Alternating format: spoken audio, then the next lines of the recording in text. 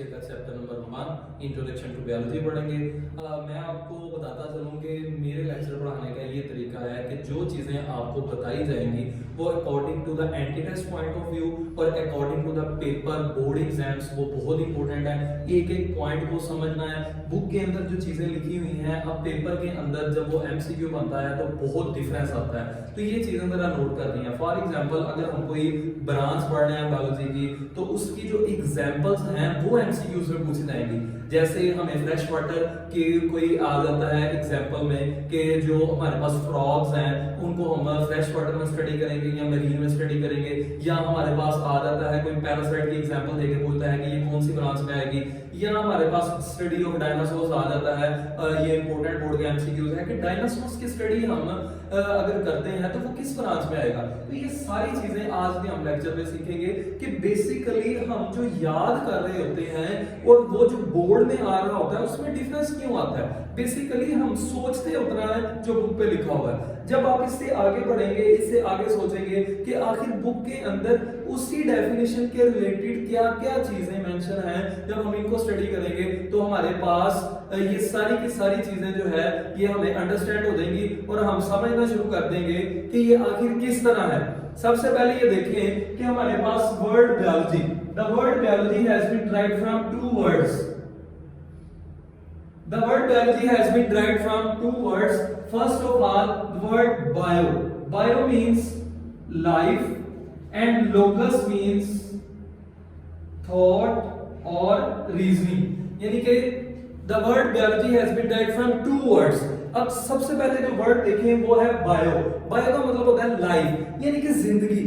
अब देखें सबसे पहले जिंदगी कहते किसको है। अगर आप एक पत्थर को लें और एक लिविंग ऑर्गेनिज्म को लें तो इन दोनों में डिफरेंस क्या है। सबसे पहला डिफरेंस यानी कि हम सांस ले सकते हैं और जो हमारे पास नॉन लिविंग थिंग्स हैं वो सांस नहीं ले सकते।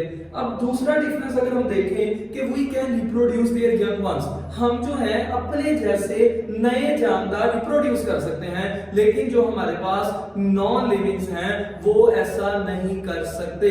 ये जो सारी की सारी चीजें हैं ये हमारा सोचना कि आखिर इन दो चीजों में डिफरेंस क्या है, ये बायोलॉजी है। यानी कि बायोलॉजी जो है वो दो वर्ड से मिलकर बना है, बायो और लाइफ। यानी कि हमारे पास बायो का मतलब है लाइफ और लोगस का मीन्स होता है थॉट, सोचना, रीजनिंग, किसी के बारे में जानना। ये सारा कुछ वर्ड बायोलॉजी में आ जाएगा। सबसे पहले हम डेफिनेशन देखते हैं बायोलॉजी की। बायोलॉजी की डेफिनेशन है स्टडी ऑफ लाइफ, यानी कि लाइफ ऑफ लाइफ क्या है, लाइफ के बारे में हम कैसे जानते हैं। लाइफ का मतलब ये होता है a set of characters that distinguish between living and non living thing. ऐसे तमाम कैरेक्टर्स जो लिविंग और नॉन लिविंग में डिफरेंस करते हैं उनको हम क्या बोलते हैं, लाइफ। यानी कि वही जो कैरेक्टर्स जो भी मैंने रिपीट किए हैं, ये एक शॉर्ट का सुनाता है बोर्ड में, ये आपने ध्यान में रखना है। इसके कोई 5 कैरेक्टरिस्टिक्स लाइफ के ध्यान में रखने हैं। यानी कि दे कैन रिप्रोड्यूस, ये अपने आप को रिप्रोड्यूस करवा सकते हैं, नॉन लिविंग नहीं करवा सकते। They can grow in size, हम अपनी लाइफ हिस्ट्री को देख लें कि हमने अपनी लाइफ कहां से स्टार्ट की थी। वो अब हमारे सेल जो था वो जाइगोट, जाइगोट से फिर आगे इस तरह से जाइगोट से फिर हम हमारे सेल जो है डिवाइड करते करते करते और आज हम एक मल्टी सेलुलर इंडिविजुअल हैं। और हमें पता है कि एक जो मैच्योर लिविंग ऑर्गेनिज्म होता है यानी कि एक ह्यूमन बीइंग की बात करें तो उसमें 60 ट्रिलियन सेल्स मौजूद होते हैं।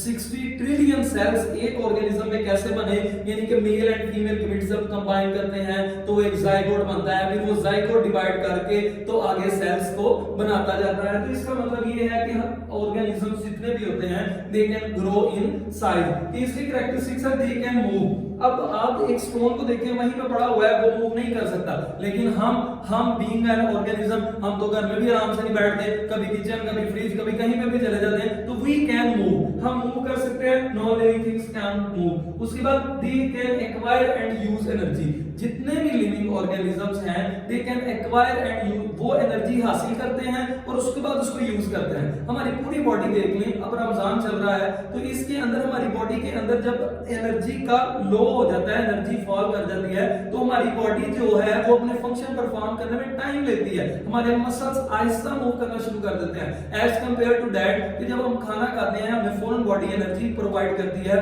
वो एनर्जी हम यूज करते हैं, हम रिस्पायरेशन जब करते हैं वो खाना ब्रेक डाउन हो रहा होता है, वो टूट रहा होता है और वो उसमें कन्वर्ट हो रहा होता है। यानी कि ये एनर्जी जो है जितने भी लिविंग ऑर्गेनिजम्स हैं वो एक्वायर भी करते हैं और यूज भी करते हैं एनर्जी को। उसके बाद आता है they contain a genetic program, यानी कि इनके अंदर बकायदा तौर पे एक जेनेटिक मेकअप होता है। जितने भी लिविंग ऑर्गेनिजम्स हैं वो क्या करते हैं, एक टाइम पे जो है वो अपने जेनेटिक प्रोग्राम रखते हैं, इनके आईज का कलर पेरेंट्स जैसा क्यों होगा, इस तरह से ये सारे के सारे कैरेक्टर्स जो हैं ये कैरेक्टरिस्टिक्स ऑफ लाइफ में आते हैं।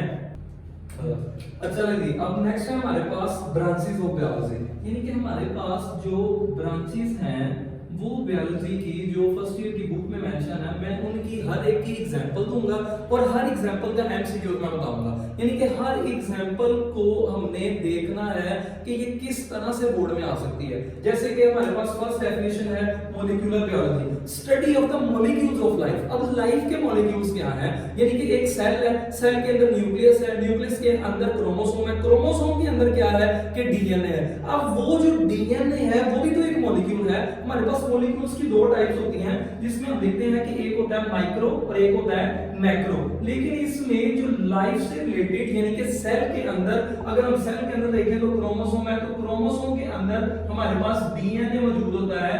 ये डीएनए जो है ये एक मॉलिक्यूल है। अगर बोर्ड में एमसीक्यू आ जाता है कि study of DNA comes in which branch, तो आपने याद रखना है मॉलिक्यूलर बायोलॉजी। अगर वो आ जाता है study of oxygen in living organism, तो फिर ये भी मॉलिक्यूल है, तो इसलिए ये किसमें आएगा मॉलिक्यूलर बायोलॉजी। अगर वो कहता है कि study of oxygen in environment, अब एनवायरनमेंट तो बेटा नॉन लिविंग है, तो जब वो नॉन लिविंग की बात करेगा तो फिर हमारे पास एनवायरमेंटल बायोलॉजी आएगी, ना कि हम मॉलिक्यूलर बायोलॉजी को स्टडी करेंगे। तो ये इस तरह का एमसीक्यू आना है। नेक्स्ट है हमारे पास एनवायरमेंटल बायोलॉजी, जिसको हम इकोलॉजी भी बोलते हैं, यानी कि स्टडी ऑफ एनवायरमेंट। अब एनवायरमेंट के साथ लिविंग ऑर्गेनिज्म का क्या ताल्लुक है, एनवायरमेंटल बायोलॉजी है ना, यानी कि एनवायरमेंट के साथ लिविंग ऑर्गेनिज्म किस तरह से आपस में इंटरेक्ट करता है। जैसे कि अगर हम एक ग्रास होपर की बात करें तो वो ग्रास होपर जो है वो ग्रास को खाता है। अब ग्रास होपर को कोई हमारे पास बर्ड उसको खा जाता है, उस बर्ड को कोई उकाब खा जाता है, इस तरह से ये एक फूड चेन बन जाती है। अब ये जो एनवायरमेंटल इंटरेक्शन है, ये एनवायरमेंट में कौन सा ऑर्गेनिज्म किस ऑर्गेनिज्म के साथ एसोसिएटेड है, तो ये हमारे पास किस में आएगा एनवायरमेंटल बायोलॉजी। और इसकी एग्जांपल हम देखेंगे study of food chains of organisms, यानी कि ग्रासलैंड के अंदर देख लें, डेजर्ट के अंदर देख लें, किस तरह एक ऑर्गेनिज्म दूसरे ऑर्गेनिज्म पे डिपेंडेंट है, तो ये हमारे पास किस में आ जाएगा एनवायरमेंटल बायोलॉजी में। उसके बाद आता है हमारे पास माइक्रो बायोलॉजी, ये तो आप सबको पता होगा, द स्टडी ऑफ माइक्रोब्स। जो हमें आंख से चीज नजर ना आए वो क्या है माइक्रोब, और उनकी स्टडी क्या कहलाएगी माइक्रो बायोलॉजी। तो ऐसी तमाम चीजें बैक्टीरिया, वायरसेस, उसके बाद प्रियॉन्स, ये जो हमारे पास आइस से नहीं नजर आ सकते, ये सारे के सारे माइक्रोबायोलॉजी में आएंगे। उसके बाद हमारे पास आता है फ्रेश वाटर। ये बहुत इंपॉर्टेंट थर्ड क्वेश्चन है, फ्रेश वाटर और मेरीन वाटर, इन दोनों का डिफरेंस जिस बच्चे को आता हो वो एमसीक्यूज इनका मस्ट अटेम्प्ट कर सकता है। और फ्रेश वाटर और मेरीन वाटर का एमसीक्यू एंटी टेस्ट में जरूर टच किया जाता है। सबसे पहले फ्रेश वाटर है क्या, ऐसा पानी जिसके अंदर नमकियात की कमी है उसको हम फ्रेश वाटर बोलेंगे, यानी कि the water which contains less amount of salts, जिसके पास सॉल्ट्स की कमी है ऐसा पानी। अब जितना भी पानी सिवाय समंदर के है वो सारा फ्रेश वाटर है। गली मोहल्ले के अंदर नालियों का पानी, स्ट्रीम्स का पानी फ्रेश वाटर है, सब कुछ आप कहेंगे सर वो कैसे फ्रेश, क्योंकि उसके अंदर लेस अमाउंट ऑफ सॉल्ट्स है एज कंपेयर टू ओशंस। तो जितनी भी लाइफ आपकी फ्रेश वाटर में होगी, जैसे कि मैंने यहाँ पे लिखा हुआ है फ्रॉग्स हैं, टॉड्स हैं, ये सारे के सारे जो स्ट्रीम्स के अंदर रहते हैं, छोटे नदी नालों में रहते हैं, वो सारे फ्रेश वाटर में आएंगे। तो अगर आपको कोई एग्जांपल दी गई हो जिसके अंदर ऑर्गेनिज्म डिस्कस किए गए हैं फ्रेश वाटर के, तो वो हमारे पास फ्रेश वाटर बायोलॉजी आएगा। दूसरा हमारे पास आता है मेरीन वाटर, ऐसा पानी जिसके अंदर एक्सेस अमाउंट ऑफ सॉल्ट है, बहुत ज्यादा सॉल्ट्स हैं, उनको हम क्या बोलते हैं मेरीन वाटर। इसकी मैंने एग्जांपल लिखी हुई है, ओशंस में जितना पानी है, और इसकी एग्जांपल है व्हेल्स एंड शार्क्स वगैरह, ये कुछ। एक बोर्ड में एमसीक्यू आता है कि अगर हम एक मछली जो कि फ्रेश वाटर में रहती है उसको उठा के मेरीन वाटर में डाल दें तो उसकी बॉडी जो है वो उस इन्वायरमेंट के अकॉर्डिंग आइसोटोनिक रहेगी, हाइपरटोनिक रहेगी या हाइपोटोनिक रहेगी। अब ये आइसोटोनिक क्या होता है? जिसके अंदर सोल्यूट और सॉल्वेंट दोनों की कंसंट्रेशन बराबर हो। उसके बाद हाइपर क्या होता है? जिसमें सोल्यूट ज्यादा हो और सॉल्वेंट कम हो। और हाइपोटोनिक क्या होता है? जिसमें सॉल्वेंट ज्यादा हो सोल्यूट कम हो। अब सॉल्ट जो है ये एक सोल्यूट है, ठीक है। अब ये ओशन के अंदर ज्यादा है और फ्रेश वाटर के अंदर कम है। आपने फिश को उठाया, फिश फ्रेश वाटर किया, उसको उठा के मरीन वाटर में रख दिया, फिश मर गई। क्यों मरी? क्योंकि जो फ्रेश वाटर था उसके अंदर सॉल्ट्स की कमी थी, मरीन के अंदर सॉल्ट ज्यादा थे। तो जब वो उस बॉडी के अंदर गए सॉल्ट तो उसका पानी सारे का सारा क्या हुआ? ओशन के अंदर बाहर आ गया। इस वजह से वो जो मरीन वाटर है उसके अंदर यानी कि सॉल्ट ज्यादा थे, वो फिश की बॉडी में एंटर हो गए और फिश में जब सॉल्ट्स एंटर हो गए तो उसकी बॉडी इन्वायरमेंट की निस्बत अंदर से होगी हाइपरटोनिक, जिसकी वजह से वो डेथ होगी। तो इस तरह के एमसीक्यूज आते हैं। अब आप मरीन वाटर की फिश को उठा के फ्रेश वाटर में डालेंगे तो उसकी बॉडी से सारा सॉल्ट बाहर आ जाएंगे। तो इस तरह से हमारे पास कुछ भी एमसीक्यूज आ सकता है एंटीटेस्ट वाले से। उसके बाद आता है पैरासाइटोलॉजी। पैरासाइट्स क्या होते हैं? ऐसे तमाम ऑर्गेनिजम्स जो कि लिविंग ऑर्गेनिजम्स के ऊपर रहते हैं, जैसे कि लड़कियां हैं लोग के सर में जुए रहती हैं। तो ये सारे यानी कि that organisms that take food and shelter, जो कि खाना और शेल्टर रहने की जगह होश से हासिल करते हैं और उसको नुकसान पहुंचाते हैं, वो पैरासाइट्स हैं। जैसे पानी के अंदर जोंक होती है, पानी के अंदर जब अगर पांव रखते हैं, जो लोग खेतों में काम करते हैं तो वो उनके पांव के साथ चिपट जाती है, जिसकी वजह से वो सारा ब्लड उनसे सक कर लेती है,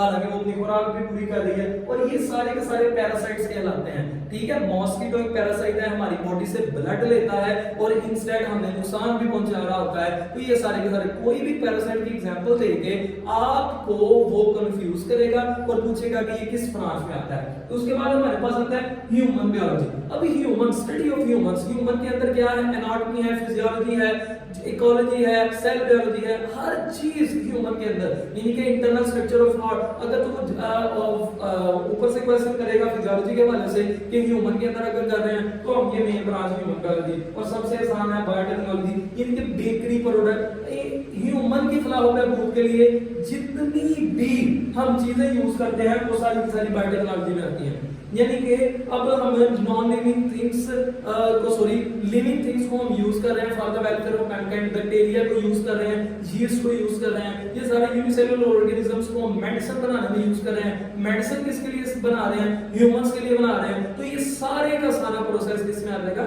बायोटेक्नोलॉजी में। तो इसकी आप कोई भी एग्जांपल्स आपको पूछी जा सकती है। ये कुछ डेफिनेशन है जो आपकी बुक में सिर्फ टच की गई है, जैसे कि हमारे पास लिखा हुआ है जेनेटिक्स, स्टडी ऑफ जीन्स। अब जीन क्या होता है? हमारी जो आईज का कलर है या हेयर का कलर है ये हमारे वालिद जैसा होता है या वादा जैसा होता है। क्यों? Because of genetics. तो इस तरह के एमसीक्यूज पूछे जाएंगे। आपने हर एक चीज की एग्जांपल अपने ज़हन में रखनी है। अच्छा जी, उसके बाद इकोलॉजी। इको मतलब इन्वायरमेंट। इनकी इन्वायरमेंट की स्टडी दोबारा से हम देख लेंगे कि इन्वायरमेंट के साथ क्या हमारा ताल्लुक है। हम ऑक्सीजन इन्वायरमेंट से लेते हैं, ऑक्सीजन हमारी बॉडी में जाती है, सेल तक पहुंचती है, सेल के अंदर जो फूड मटेरियल है उसको डिकम्पोज किया जाता है, उसके अंदर से एटीपी बनता है। तो ये सारा किसके अंदर आ जाएगा? इकोलॉजी में आ जाएगा।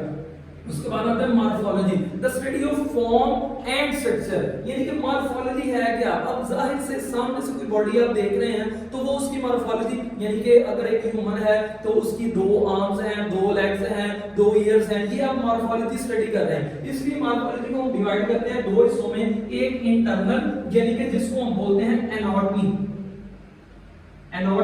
इंटरनल स्ट्रक्चर, और एक होती है एक्सटर्नल मॉर्फोलॉजी जिसको हम फिजियोलॉजी भी कह सकते हैं।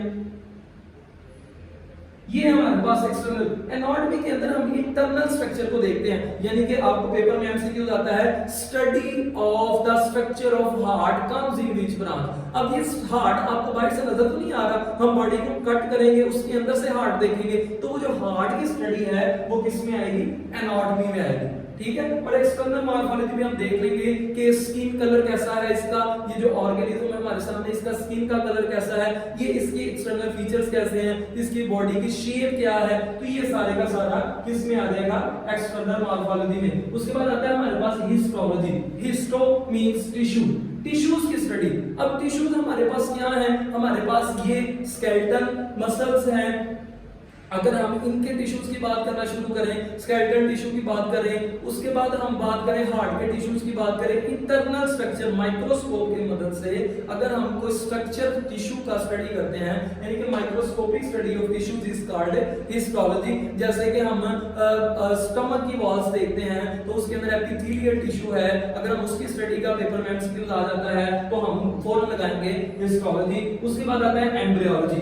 एम्ब्रियो यानी कि एम्ब्रियो जो ज़ायगोट के बाद जो एम्ब्रियो बन रहा है, यानी कि उसके अंदर डेवलपमेंट कैसे हो रही है, तो ये सेकंड ईयर में आप जाके पढ़ेंगे डेवलपमेंट ऑफ जी, ये सारा एम्ब्रियोलॉजी में आएगा। उसके बाद हमारे पास आता है पैलेंटोलॉजी। इसका एमसीक्यूज भी बोर्ड में काफी दफा पूछा गया हुआ है कि पैलेंटोलॉजी है क्या, स्टडी ऑफ फॉसिल। फॉसिल क्या होते हैं, ऐसे ऑर्गेनिज्म जो आज से हजारों लाखों साल पहले जमीन के अंदर कोई तूफान की वजह से, कोई ज़लज़ले की वजह से जमीन के नीचे आ गए और उनकी कुछ हड्डियां या कुछ बॉडी के पार्ट्स पड़े रह गए, और आज हम जब खोदते हैं तो वो हमें पार्ट्स मिल जाते हैं, तो वो कहलाते हैं फॉसिल। यानी कि fossil are the dead remains of ancient organisms, यानी कि पिछले पुराने जो आबाओ अजदाद थे उनकी कुछ बॉडी के पार्ट्स मिल जाते हैं जमीन के अंदर से, तो वो कहलाते हैं फॉसिल। जैसे कि पेपर में एमसीक्यूज आया हुआ study of dinosaur comes in which branch, तो ये हमारे पास आ जाएगा पैलेंटोलॉजी में। तो ये सारी की सारी चीजें पूछी जाती हैं। Last one is evolution. अगर हम एवोल्यूशन की बात करें तो हमने सुना है, हम घर से सुनते आते हैं, डांट खाते आते हैं कि आपके दादा का हाइट इतनी ज्यादा थी, वो इतना ज्यादा खाते थे, लेकिन हम कम खाते हैं, आप कुछ खाते ही नहीं है, आप हमारा आइज कलर जो है, हम आइज वीक होती जा रही है, ये सारी चीजें हम सुनते जा रहे हैं। यानी कि बेसिकली पहले जो लोग थे उनकी इन्वायरमेंट कशादा थी, उनको ज्यादा खुराक मिलती थी, उनको ज्यादा चीजें प्रोवाइड होती थी, और वो उनके उस वक्त बीमारियां भी कम थी। अब बीमारियां ज्यादा होती जा रही हैं, उसकी वजह यही है कि अब जो हमारे पास जितने भी ऑर्गेनिज्म आ रहे हैं उनके डिसेंडेंट्स जो हैं हम हैं, और उनके जो एंसेस्टर्स हैं वो काफी ताकतवर होते हैं। इन दोनों में जो डिफरेंस करने वाली चीज है वो है एवोल्यूशन, यानी कि डिसेंडेंट से लेके एंसेस्टर तक जितनी भी चेंजेस आई हुई हैं, अब कहा जाता है कि मोंकी से ह्यूमन की एवोल्यूशन हुई, तो ये सारी की सारी स्टडीज जो है इसमें आएगी एवोल्यूशन में। ये सारी ब्रांचेस भी आपने ध्यान से देखनी है, इसमें क्या क्या एमसीक्यूज हैं। इस लेक्चर का ओवरव्यू ये है कि सबसे पहले बायोलॉजी क्या है, biology is the study of life. अब लाइफ क्या है, ऐसे कैरेक्टरिस्टिक्स जो लिविंग को नॉन लिविंग से डिफरेंशिएट कर दें, वो क्या कहलाते हैं, लाइफ। उसके कुछ 5-6 पॉइंट्स हैं वो आपने कर लेना है। उसके बाद ये ब्रांचेस हैं, मॉलिक्यूलर बायोलॉजी है तो study of molecules of life, environment है तो study of food chains of organism. तो ये एक एक करके ब्रांचेस आपने हर एक एग्जांपल साथ मेंशन जरूर करनी है, चाहे ये शॉर्ट क्वेश्चन में आए चाहे ये एमसीक्यूज में आए, तो ये इसको ध्यान से अच्छे तरीके से आपने anti test point of view से पढ़ना है, क्योंकि बेटा एंटी टेस्ट ही मेडिकल के स्टूडेंट के लिए सबसे बेसिक स्टेप होता है जिसमें उनको कंप्लीट करना पड़ता है। थैंक यू सो मच, अल्लाह हाफिज़।